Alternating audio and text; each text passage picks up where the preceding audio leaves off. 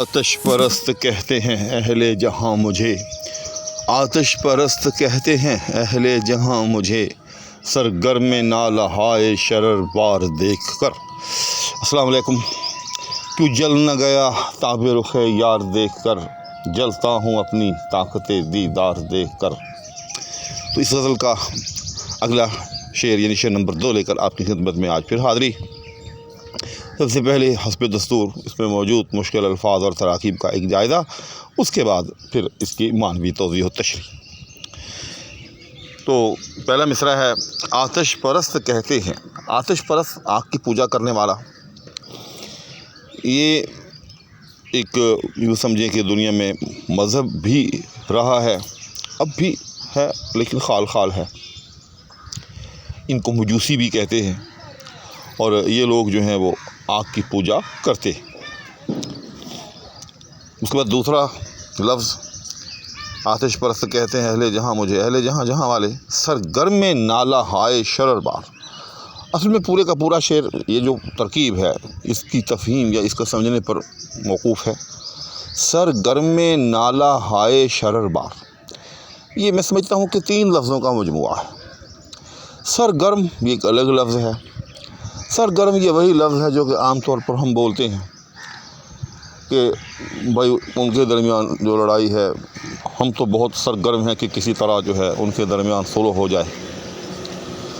تو سرگرم ہونا، کسی چیز کے لیے کوشاں ہونا، کسی چیز کو کرتے ہونا پورے جذبے اور جوش کے ساتھ، سرگرم، جیسے ابھی میں نے آپ کو مثال سے سمجھایا۔ نالہ ہائے شرر بار،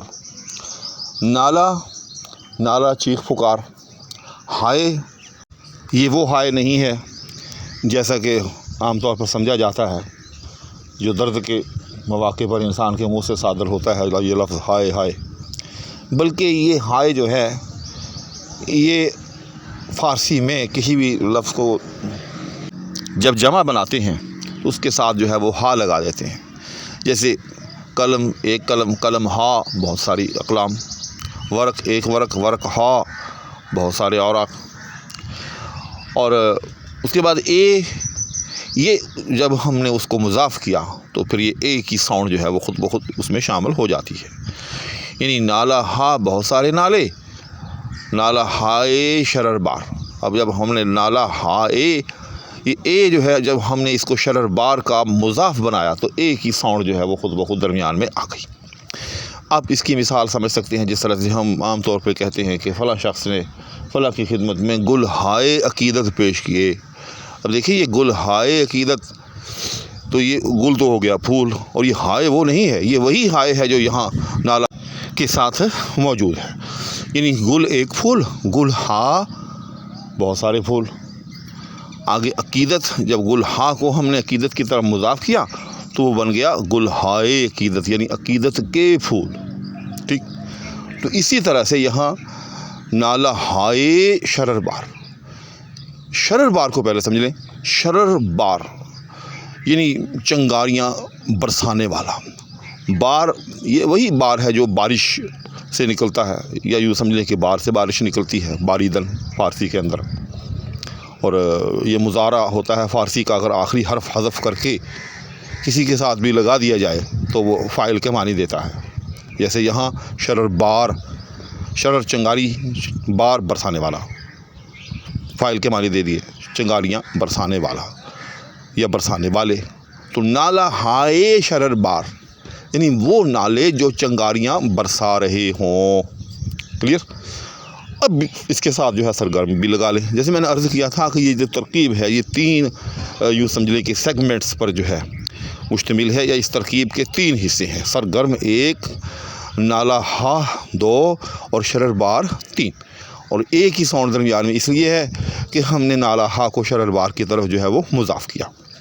تو اب اس کے معنی کیا ہو گئے؟ اس کے معنی ہو گئے سرگرم نالہ ہائے شرر بار، کہ ایسے نالے جو کہ چنگاریاں برسا رہے ہوں، میں ان کے لیے بہت سرگرم ہوں۔ یعنی ایسے نالے جو ہے وہ کھینچ رہا ہوں۔ اب شعر کی طرف آ جاتے ہیں۔ غالب کہتا ہے کہ آتش پرست کہتے ہیں اہل جہاں مجھے، کہ اہل جہاں جو ہیں، یہ دنیا والے جو ہیں، وہ مجھے آتش پرست کہنے لگے ہیں۔ کیوں کہنے لگے ہیں؟ سرگرم نالہ ہائے شرر بار دیکھ کر، مجھے وہ دیکھتے ہیں کہ ہر وقت میں اپنے منہ سے ایسے نالے جو ہے وہ نکالتا رہتا ہوں، ایسے نالوں کے درپے رہتا ہوں، ایسے نالوں کے لیے سرگرم رہتا ہوں کہ جو آگ اگل رہے ہوں، جو کہ شرر بار ہیں، جو کہ چنگاریاں برسا رہے۔ کلیئر؟ اب البتہ ایک سوال پھر بھی رہ جاتا ہے کہ بھی کیوں کہتے ہیں آتش پرست مجھے اس کیفیت میں؟ وہ اس لیے کہتے ہیں کہ آتش پرست جو ہیں وہ آگ کی پوجا کرتے ہیں۔ چنانچہ جب وہ مجھے ہر وقت اس کیفیت میں، اس حالت میں دیکھتے ہیں کہ میں منہ سے آگ نکال رہا ہوں، یعنی میری نالوں سے جو ہے وہ آگ برس رہی ہے، تو یہ بات سوچنے پر مجبور ہو جاتے ہیں، یعنی اہل جہاں یہ گمان کرنے میں حق بجانب ہو جاتے ہیں کہ میں شاید جو ہے وہ آتش پرست ہوں۔ تو اب سمجھ میں آ گیا ہوگا آپ کو کہ آتش پرست ہونے کا شبہ جو ہے وہ کیوں ہوا۔ الغرض غالب کہنا یہ چاہتے ہیں کہ عشق نے مجھے جو ہے کیسی کیسی، تو ناظرین امید ہے کہ اس شعر کی بھی کچھ نہ کچھ وضاحت جو ہے وہ ہو گئی ہوگی۔ اسی کے ساتھ اور اس وعدے کے ساتھ کہ انشاءاللہ آپ کی خدمت میں اس کا اگلا شعر غزل کا جو ہے وہ بھی اسی طرح سے پیش کیا جائے گا۔ اس وقت تک کے لیے فقیر کو اجازت، اللہ حافظ۔